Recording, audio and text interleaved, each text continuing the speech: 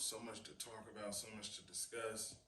First of all, we're gonna start with Keke Palmer and her boyfriend. So y'all know Usher got a new, like a whole music video, and it's starring Keke Palmer. Um, because her and her boyfriend, so basically, like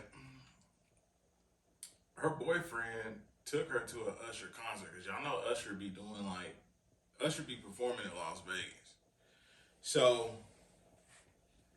the nigga Usher, the nick, the nigga Usher was performing in Las Vegas. Whole time, his girl was catwalking around him, and her baby daddy basically felt some type of way. Posted it. I think he posted it or said something or whatever.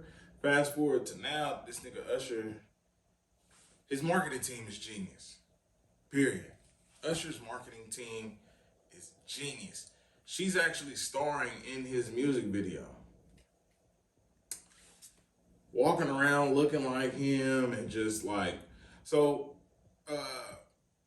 somebody on the net said that she disrespected her man publicly, then gaslit him, only to then star in the man she disrespected him with video for his new song.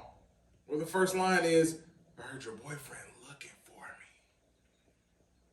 me. Men are never wrong about shit like this. It just takes time to reveal itself like clockwork. So since then,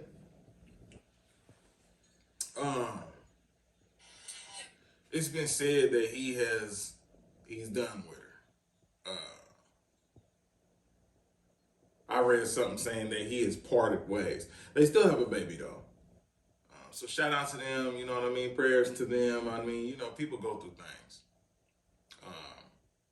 And time heals. So I hope they get it together.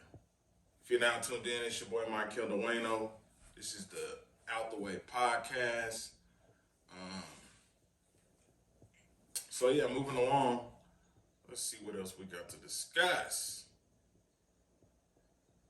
The big thing today is ESTG. I'm a huge fan of EST. I ain't gonna say huge, but I mess with bro. I was slapping a lot of his music last year. So he had went and did an interview with Bootleg Kev out of California. I mess with Bootleg Kev. He got a decent little podcast going on. People come by, stop by, he interviews them. ESTG had did an interview with him and he walked out. And all Bootleg was really talking about was, what ESTG was doing prior to rapping, which was playing football. You can go look at the interview. You can go look and see how he walked out. There really was no reason for him to walk out. But sometimes niggas just ain't in the mode. Sometimes somebody could be talking too much about somebody's past. And, you know, he had went on Instagram and what exactly did he say? Because he responded to it. He said, at Bootleg Podcast, at Bootleg Kev, you trying to play it like I walked out because of football, like I did plenty of interviews talking about playing and talking about music. You asked me if I remember the old man porn star, if I believe in aliens in the NFL Combine, question mark, question mark, question mark. So it sounds like that's where he probably lost him. He then goes on and says, what the fuck do that got to do with my album dropping Friday? And I literally just walked out that interview 2 hours ago. You already got a clip up. You're trying to go viral. I got real life shit going on. Ask around. I don't feel like playing. So please don't play with me because I play crazy. My whole thing about ESTG is, like, shout out to ESTG, but I'm just kind of like tired of you super duper real niggas in hip hop.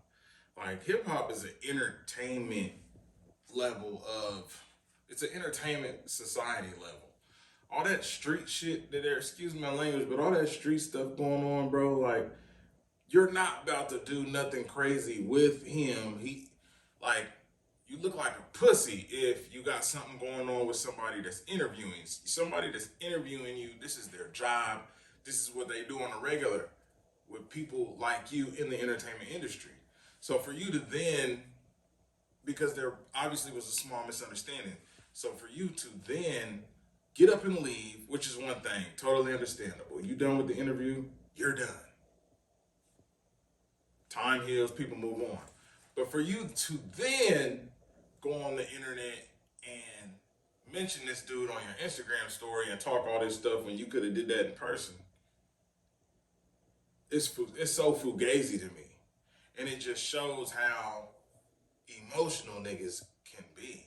Rappers, not just niggas, but it just shows how emotional some of you rappers can be, and it's really giving off like super emotional, bro. Like it's really just so childish of somebody like that who don't play, who's sitting here talking about, oh, I don't play, I play crazy, to then put that on the internet.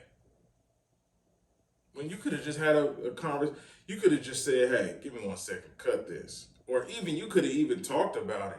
And after the fact, you could have said, hey, cut whatever we talked about from the interview. But you would rather just get up, get on your Instagram, leave, get on your Instagram story, and proceed to sneak this and talk about how somebody got you to your emotions. It's really some real soft pussy era stuff going on. And I don't understand it, because I mess with ESTG, but now I'm looking at him a little bit different, because all dude was really asking you about, he literally said he's a huge NFL fan and he seriously was curious. For whatever reason, I guess he just had a misunderstanding with you, bootleg kid. I don't know. Moving along though. Where'd you go to college? I didn't go to college, boy. I turned it down. So I want to play this nigga, Boogie. Big Boogie, I think his name is. And this nigga told the biggest lie of all time. I'm gonna let y'all hear what this nigga had to say. I didn't go to college, boy. I turned it down. Yeah, I turned it down just to do this, just to grind from rap. So you had an opportunity to do the drug thing. A scholarship and everything. Right. I think it was like in Jacksonville. Yeah, a big band in Jacksonville. It's a big college though, and they offered me like 15, some shit like 10 million or something like that, 5 million, something like that. A scholarship. Okay, but not $5 million. They offered you $5 million to play the Yeah. What the fuck are we doing here? Like, what for y'all? Like, you know what I'm saying? But I was so younger, like, Wait. I didn't know what it was. Are you sure they offered you $5 million? I turned it down. It was a scholarship, like, I had to go to school for this decade. Where'd you go to college? First of all, Boogie. Come on, Boogie. We know you didn't graduate high school or even went to college, therefore, because you sitting here talking about they offered you a scholarship for 5 M's. They offered you a scholarship for a decade. First of all, this nigga don't even realize how long college is. Second of all, this nigga probably don't even realize how long high school is. Where I'm from, high school is freshman through senior, okay? Freshman, sophomore, junior, and senior. Last time I checked, my nigga, college was the same thing, all right? Now, you can do some graduate classing or whatever to get some other degrees after that. But if you going to school to play band or whatever this nigga's referring to, ain't no decade involved with no scholarship. A scholarship is only going to be 4 years. Where'd you go to college? I didn't go to college, but I turned it down. Yeah, I turned it down just to do this, just to grind from rap. So you had an opportunity to do the drug thing. A scholarship and everything. Right. I think it was like in Jacksonville. Yeah, a big band in Jacksonville. It's a big college though, and they offered me like 15, some shit like 10 million or something like that, 5 million, something like that. A scholarship. Okay, but not $5 million. They offered you $5 million to play the Yeah. What the fuck are we doing here? Like, what for y'all? Like, you know what I'm saying? But I was so younger, like, Wait. I didn't know what it was. Are you sure they offered you $5 million? So this just goes to show you that niggas just be talking, bro. Because he literally said, somewhere in Jacksonville, I was offered a scholarship for 15 mil. Then he went to 10 mil. Then he went and said it was 5 mil. Then he said, I don't know. What kind of weed you smoking, bro? You can't get on here and just tell lies like this and just say stuff because it's cool. It's super funny though. Shout out to Big Boogie, but I don't get it, bro. Like, why would you even such a...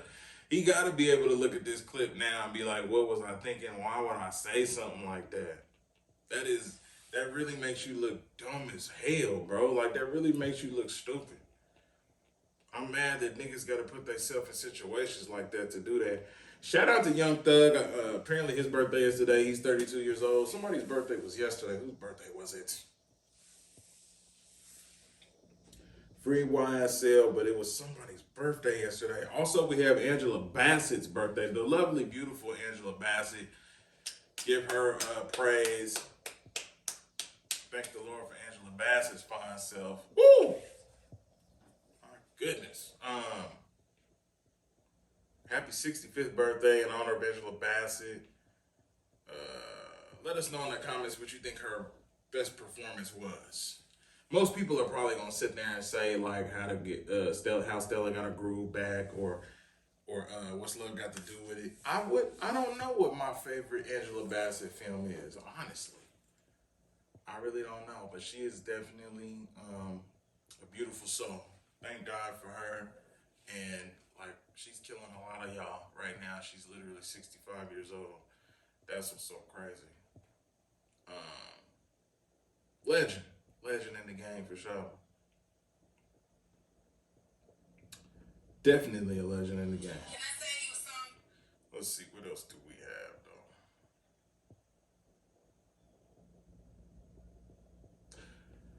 Quick question: what made you stop going to church? Well, now I am going to church. You know, I'm still an underdeveloped Christian, learning day by day, fighting and battling demons and distractions. But what I can say is back in the day when I was like 18, 19, and I stopped going to church. Because there was a point period where I was going to church from like 15 to 17 or 18. And I stopped going. So what's the reason I stopped going? It was because I thought I was supposed to be selling and but I thought I was supposed to be out in the streets with my people I was affiliated with. I thought I was supposed to be out there getting money. You know what I mean? I wanted to rap. I wanted to be involved with what came with that. And you know, we come from a culture where if you're gonna do some music, you really gotta be doing what you live. So me sitting at the crib or sitting at my mama's house every day wasn't enough. So I had to get out there and get active. So the only activity that I was doing was the people I was brushing my shoulders up against. It was a few of y'all, and thank God y'all are still alive today. The plug actually died, but shout out to Body. But we was doing what we thought. I definitely was involved with some people doing some things that I shouldn't have been doing, and I thought that's what I needed to do, and that's what separated me from church. Even though church is like a Sunday thing. But that lifestyle and that mindset, I separated myself from it to,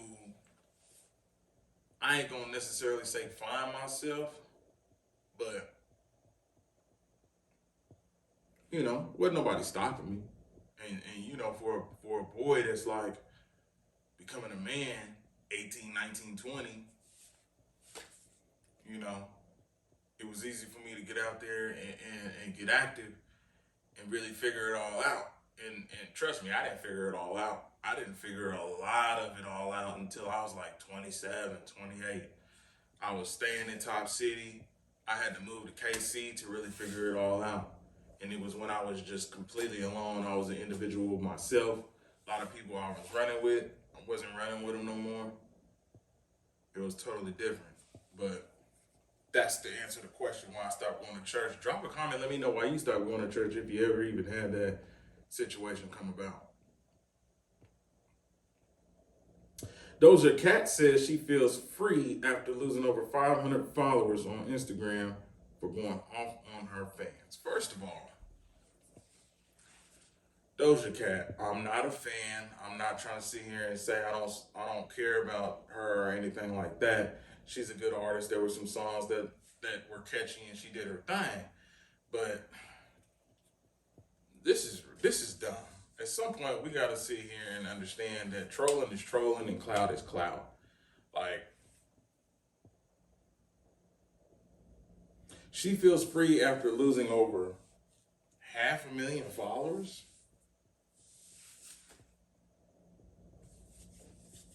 I mean, I guess if somebody asked her how she feels after losing 500 followers, and that was her question, and that was her answer, that is her answer. But we live in a world where these entertainers and these famous folks are sitting here addressing how many followers they got. She ain't no leader to me. You know what I mean? There are other people, even Jay-Z and Beyonce aren't leaders to me. People who follow God are leaders to me. You know what I mean? And obviously everybody that follows God can't be leaders. And not saying none of them don't, but I know she don't. Sitting here and be able to sit here and say, oh, you know, I feel free after 500. Like, for someone to even come out as an individual and wrap that around everybody and bring this up like it's something to be talked about is crazy to me. This is the world we live in now with social media. Because it wasn't like this 15 years ago, bro. It just wasn't. What else we got?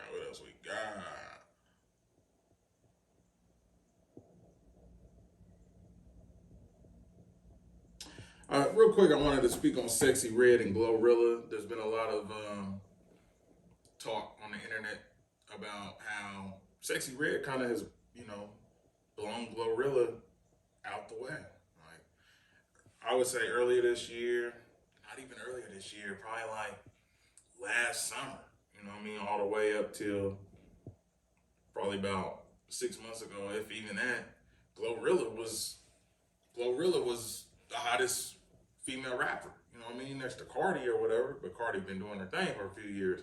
But up and coming, there's a lot of up and coming women that's been rapping, but Glorilla was the one. Me personally, I mess with Glorilla, just don't like her voice. So since Sexy Red has been in the game, she's completely lit. Been turned, just like she's turned, super turned. Like, she done blew everybody out the water. You got some real femcs who do their thing, and shout out to them, but she's kind of like blew everybody out the water because, you know, she's got that whole sexy image. She's been super ratchet. And so, how do y'all feel about that? Because I personally feel like Big Sexy is that her name? Sexy Red, yeah. I feel like she's completely, like, I feel like Glorilla don't even get no radio play no more. I feel like Glorilla don't even, like, she's not relevant anymore. You know what I mean? I'm sure she can still come out, sell some records or do whatever, you know what I mean? But she would probably have to link up with Sexy Red and do a song. I hope that they can come together and do something. But I don't know, you know what I mean? And that's what's so crazy about women in hip hop that's rapping. Like, there's only one or two of y'all who can really be at the limelight doing y'all thing in the industry, in the game. And unfortunately, like Glorilla, she has did her thing and she's popped out. You know, her girls, they might be twerking and doing what they tooting their little booties up, doing what they do. But Sexy Red is just kind of like completely took over with that. Like, her lyrics are way more raunchy. Her lyrics are way more out of this world. You know what I mean? You look up left and right, she's doing an interview with any and everybody. She's what's popping right now. Now, what I will say about Sexy Red is, I seen something yesterday where she said she don't even like rapping. She don't like what come with being a rapper, so I don't see her doing it too much longer. You know what I mean? I'm not trying to like put that in the universe, but she did already. I don't see her rapping too much longer because of what it come with. But she did say, I want the money. I want the money. So as long as she's able to put up with the money that come with it, that's how long she'll be a rapper. And I feel like Glorilla she probably has it more in her as an artist as far as longevity. I'm telling you, bro, like 2024, you give it a year from now, by next August, Sexy Red will not be where she's at right now. I'm not saying she's gonna fall off, but what I'm saying is she has that viral type of image. And people get tired. People get tired of music, they get tired of a sound, and they get tired of a situation. And her whole aura and her whole situation, it's not set up for longevity. You could just tell that she's not a super like artist that is going to be sitting here bringing us timeless music. You know what I mean? If that makes any sense. If you're now tuned in, it's the Out the Way podcast. It's your boy Michael Dueno. They also call me Dueno Trap a lot. Make sure you follow me and subscribe to my YouTube. All right, Out the Way podcast. And yeah, I just wanted to come here and tap in with y'all one time. You know what I mean? And see what's going on. Shout out to everybody for tapping in, tuning in, plugging in. We are definitely accepting donations and new guests. You feel me? If you ever want to tap in and sign on with me, hit me up in the DM, slap the inbox, let me know what's going on. So yeah, we're gonna keep y'all. We're gonna keep pressing. You know what I mean? We're gonna keep pressing. I'm trying to get to 400 subscribers. Shout out to my supporters. Until next time. And we out.